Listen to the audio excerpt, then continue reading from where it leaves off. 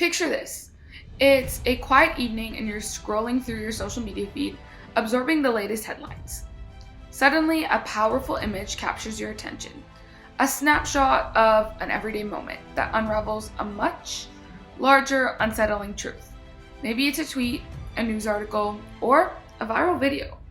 In that instance, you're faced with the undeniable impact of media on race and gender issues, as it infiltrates our lives, shaping our perceptions and reinforcing societal injustices. This isn't just a hypothetical scenario. It's a reality many of us confront daily, from viral controversies to subtle biases. The media's influence on how we view race and gender is profound. Today we embark on a journey to dissect this complex intersection, seeking answers to the question, how does the media contribute to the perpetuation of race and gender injustice? What are the implications for achieving justice and equality? I'm Summer, and welcome to my video essay, where we unravel the intricate connections between media representation and the perpetuation of race and gender injustices. It's a critical examination that demands our attention, urging us to all contribute to societal awareness and progress. At the core of our exploration is a fundamental question. How does the media shape our understanding of race and gender? And what impact does that have on the broader issues of justice and equality? It's straightforward. We seek to expose the subtle and overt ways in which media representation contributes to the perpetuation of injustices, emphasizing the urgency for change. To guide you through this exploration, we've structured this video essay into three key sections.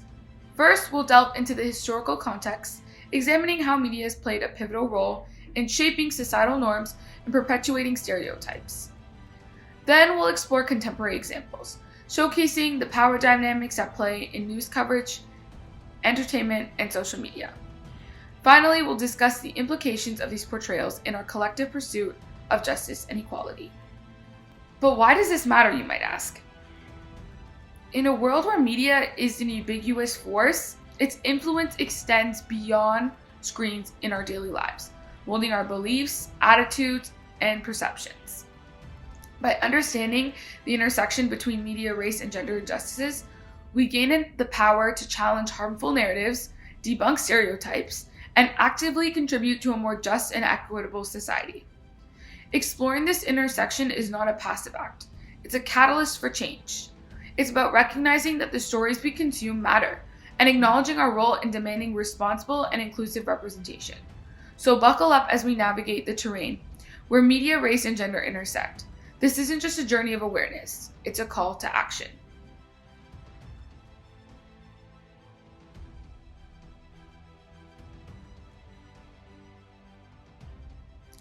Before we delve into the complex tapestry of media's impact on race and gender injustices, let's take a moment to journey through history. A history where the narratives spun by the media have profoundly shaped our understanding of these critical issues. In the early 20th century, as print and visual media gained prominence, they became not just mirrors reflecting society, but sculptors molding societal perceptions. Advertisement, films, and news coverage all played a pivotal role in constructing and perpetrating racial and gender norms. Stereotypes were not only portrayed, but embedded into the very fabric of our collective consciousness. Yet even in these early decades, we find instances where media acted as a catalyst for change. The civil rights movement of the 1950s and 60s leveraged the power of television and print media to expose the brutal realities of racial segregation. The visual impact of those images broadcast into living rooms across nations, mobilizing public opinion and leading to significant social and legislative shifts. Simultaneously, the feminist movement harnessed media narratives to challenge oppressive gender norms, sparking conversation that reverberated through society. As we fast forward to the present, the landscape of media has undergone radical transformations. The advent of digital platforms and social media promises a more democratic space for diverse voices. However, this democratization has not come without challenges. In the digital age, the power to shape narratives is dispersed, yet harmful stereotypes can go viral, reinforcing divisive narratives. Today we stand at an intersection. where the impact of media on race and gender issues is more potent than ever. Movements like the hashtag Black Lives Matter and the hashtag MeToo leverage these digital platforms to challenge systemic injustices, giving voices to those who have long been marginalized. Yet even in this era of progress, instances persist where media perpetuates harmful tropes, contributing to the ongoing struggles for racial and gender justice. As we navigate this complex terrain, it's essential to recognize that media is not a passive observer, but an active participant in shaping our collective consciousness. The stories it tells and the narratives it chooses to prioritize play a pivotal role in shaping our world. The history of media's influence on race and gender dynamics is not a distant chapter. It's living and evolving story. The past has sculpted our present, and as we embark on this exploration, we acknowledge the ongoing relevance of this issue. The stories we consume today have the power to mold the world we inhabit tomorrow.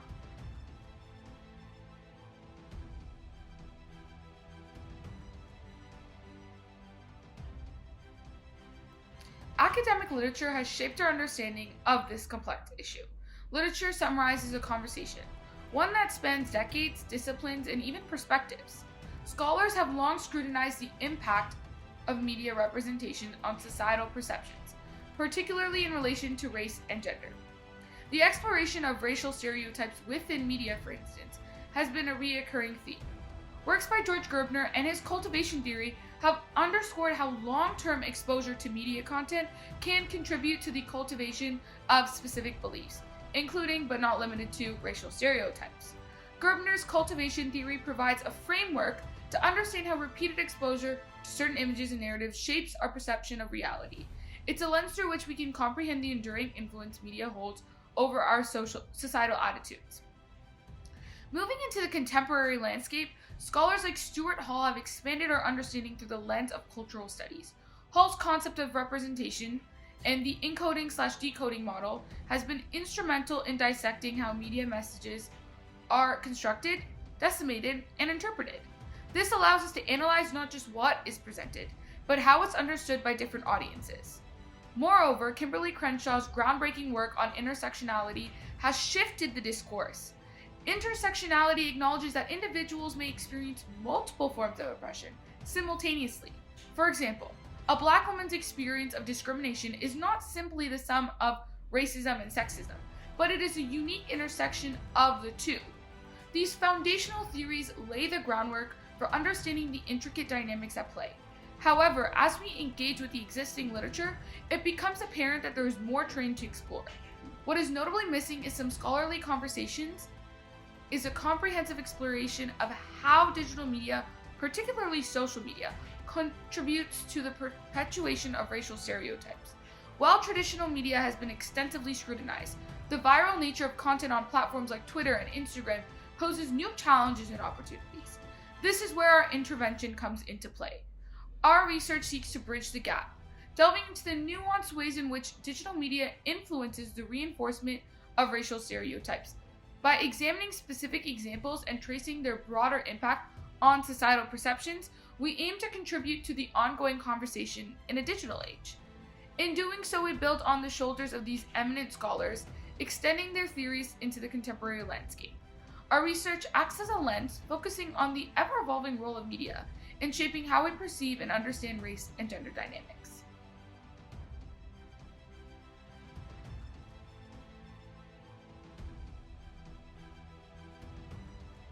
As we continue, a crucial aspect comes into focus: underrepresentation and stereotyping. This sub-argument poses that media often underrepresents minority groups, relying on stereotypical portrayals that in turn reinforce existing power dynamics. In the landscape of mainstream media, a stark reality persists. Minorities, particularly people of color and women, are constantly underrepresented. A 2020 study conducted by the University of Southern California's Annenberg Inclusion Initiative analyzed 1,300 popular films from 2007 to 2019 and found that only 32.7% of speaking characters were from underrepresented racial or ethnic groups. This underrepresentation extends beyond cinema, permeating television, advertising, and other media forms. This lack of representation isn't merely a statistical anomaly. It contributes to profound absence of diverse perspectives, restricting the narratives that reach audiences globally. As we absorb media content that predominantly features a narrow range of faces and stories, we inadvertently consume a limited and skewed understanding of the world. But the issue extends beyond mere underrepresentation. Stereotypical portrayals in media perpetuate harmful biases, reducing the rich tapestry of human experiences into simplified, one-dimensional images that align with prevailing societal stereotypes. A study published in the Journal of Social Issues found that stereotypical portrayals in media can lead to biased perceptions and attitudes, contributing to the reinforcement of existing power dynamics. The media's tendency to present simplified and often inaccurate depictions of racial and gender identities is a disservice to the richness and complexity of our diverse world. It not only distorts our understanding of various communities, but also entrenches harmful biases that permeate society at large. Moreover, the limited representation and reliance on stereotypes reinforce the notion that certain racial and gender groups are less significant or suited for specific roles. This entrenches existing power imbalances, perpetuating the idea that some individuals are inherently more capable, worthy, or deserving of opportunities than others. As scholars such as Dr. Travis L. Dixon, a professor of communications at the University of Illinois, have noted media portrayals can create and perpetuate symbolic racism. This is a phenomenon where racial and ethnic groups are stereotypically portrayed, contributing to prejudice, attitudes, and discriminatory behavior. The media therefore becomes not just a passive reflector, but an active participant in shaping societal norms and biases. In our exploration of media's role in perpetuating racial and gender inequalities, it's crucial to recognize that representation matters. Diverse perspectives challenge stereotypes, they break down barriers, and contribute to a more inclusive and equitable society. By addressing the underrepresentation and challenging harmful stereotypes, we can take steps toward dismantling the power structure that has historically marginalized certain communities. This is not just about media, it's about the stories we tell, the narratives we amplify, and the world we collectively shape.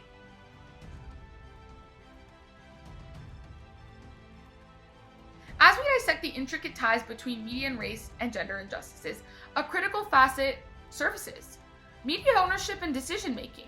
This sub-argument contends that the structures within media industries are often concentrated among individuals from dominant racial and gender groups, significantly influencing content creation and narratives. In the vast landscapes of the media, the power dynamics behind the scenes play a pivotal role. Media companies are frequently owned and operated by individuals from privileged backgrounds, leading to a noticeable lack of diversity in decision making. A study by the Columbia Journalism Review found that the leadership of major media organizations is disproportionately dominated by white individuals, especially white men. This lack of diversity at the top echelons has profound implications for the stories that are told and the voices that are heard. Media content, in essence, is shaped by the perspective and biases of those in positions of power. When decision makers predominantly hail from dominant racial and gender groups, their lived experiences and worldviews become the lens through which stories are filtered. This is not only perpetuating existing hierarchies, but also reinforcing particular narratives while sidelining others. Within media structures, gatekeepers play a pivotal role. These gatekeepers, such as editors, producers, control what content is produced and disseminated. Alarmingly, they often come from dominant racial and gender backgrounds, impacting the narratives that are prioritized. A comprehensive analysis conducted by the Women's Media Center revealed that women, particularly women of color, are significantly underrepresented in key decision-making roles across various media platforms. This lack of diversity in decision-making is not merely a matter of statistics. It shapes the stories we consume and consequently the way we perceive the world. When the gatekeepers come from a limited demographic pool, certain perspectives are elevated, while others are marginalized and omitted altogether. We witness the influence in the narratives surrounding race and gender issues. Media narratives often reflect the interests and perspectives of the ownership and decision-making elite. A quote from the book The Media Monopoly by Ben Badikin succinctly captures this phenomenon. The public mind is made up by the ownership of the mind makers. The decisions made by the media owners and gatekeepers influence public discourse, shaping societal perceptions and reinforcing existing power structures. In our exploration of the media ownership and decision-making, it becomes evident that diversity at the top is not just a matter of representation. It's about ensuring a multiplicity of voices that accurately reflect the richness of our society. So join me as we continue to unravel the complexities of media's impact on race and gender injustices. In the vast landscape of media, a striking pattern emerges. Individuals from dominant racial and gender groups are consistently portrayed in positions of power, authority, and competence. This isn't just a coincidence. It's a reflection of the power structure that exists within our society. As a study done by Vanden Bulk highlights, media outlets tend to reinforce existing power structures by framing individuals from dominant groups as powerful and competent figures. Conversely, narratives that depict certain racial and gender groups as subservient, passive, or lacking agency, and unfortunately that is way too common. This perpetuates existing power structures and contributes to the marginalization of these groups, as we've seen time and time again. The stories told in the media hold immense influence over how we perceive reality. Let's take a moment to reflect on how different groups are portrayed in the media, especially when it comes to crime. If a white man was accused of a crime, it might be portrayed as an isolated incident or that he is a bad apple. However, if the accused was a black man or an Arab man, the narrative often shifts to depict them as a threat to society, or those same accusations may be sensationalized, reinforcing harmful stereotypes and biases. So what makes a violent act an act of terrorism? It's a question many people are asking today across the globe and on social media. Over the weekend in Edmonton, a Somali suspect there after an attack was quickly labeled as a terrorist by authorities after an ISIS flag was found in his vehicle. Though in Las Vegas, where a white man is allegedly responsible for the death of more than 50 people, officials there have yet to call this terrorism. It's called framing. And the way we frame these stories is that if it's a person of color, it must be terrorism. If it's a white person, it's probably not. It's probably a mental health issue. We are now so used to the idea that acts of violence committed by people of color must have something to do with other issues. This stark contrast in media portrayals contributes to the perpetuation of racial and gender inequalities. Now, here's where the digital realm comes into play. With the rise of digital media, the narrative is no longer one-sided. We, the audience, have the power to question and challenge these portrayals. Digital media serves as a tool for empowerment, allowing us to voice our concerns and demand accurate, diverse representations. By continuously questioning the media, especially through digital platforms, we make it harder for them to perpetuate biased narratives. The power dynamics begin to shift, and the potential for positive change becomes tangible. As scholar Marshall McLuhan once said, the medium is the message. In the digital age, our message is one of inclusivity, authenticity, and fairness. Positive and empowering portrayals of marginalized groups are often limited, contributing to the perception that individuals from these groups are less capable of influence. This is where the digital media becomes a catalyst for change. Through social media, grassroots movements, and independent content creation, we have the ability to reshape narratives and challenge the status quo. The overturning of Adnan Syed's case was significantly influenced by the power of digital media to correct an injustice. Through the Serial podcast, which gained widespread popularity and engaged a global audience, digital media played a pivotal role in re-examining the evidence and presenting alternative perspectives. The collaborative efforts of online communities, investigative journalists, and citizen advocates on various digital platforms provided a platform for uncovering new information, challenging the narrative, and ultimately contributing to the legal reassessment that led to the case being overturned. Media's impact on our perception of power and agency is immense, but so is our capacity to change it. By leveraging digital media to question, critique, and reshape narratives, we become active participants in the ongoing conversation. Let's collectively work towards a media landscape that reflects the true diversity and richness of our society. This is not just about media, it's about the stories we tell, the narratives we amplify, and the world we collectively shape.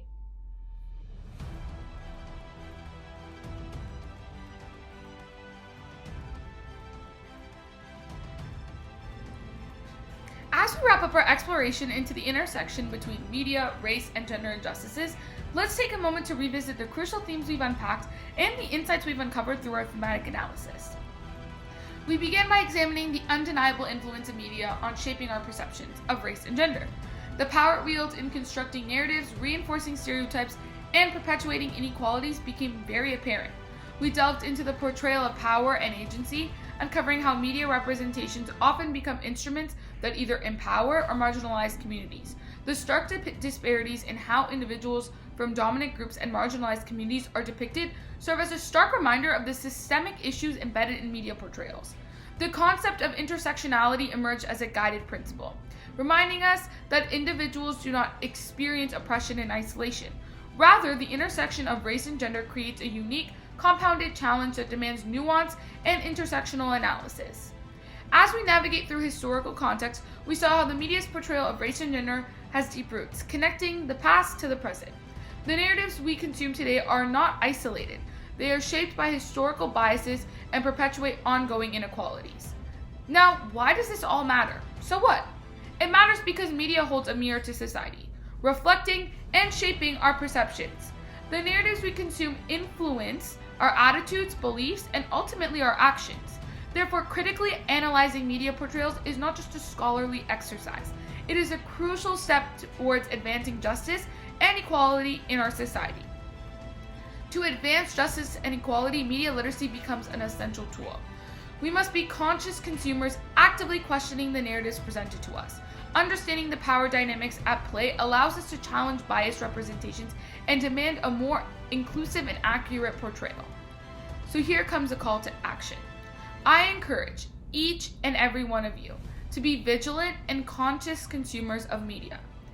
Advocate for responsible media representation. Engage in conversation that challenges stereotypes and biases. Use your voice, whether it's on social media, in the classroom, or at your workplace, to contribute to positive change. As we conclude this journey, let's pose some questions that prompt further reflection.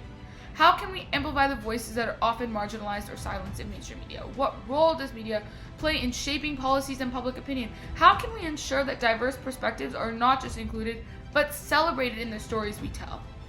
Let's remember that this exploration is not a conclusion, but a starting point. The insights gained open new pathways for research and advocacy.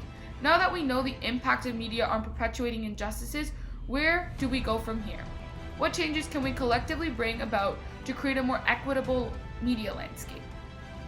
In conclusion, the intersection between media, race, and gender injustices is a multifaceted challenge that demands our attention and action.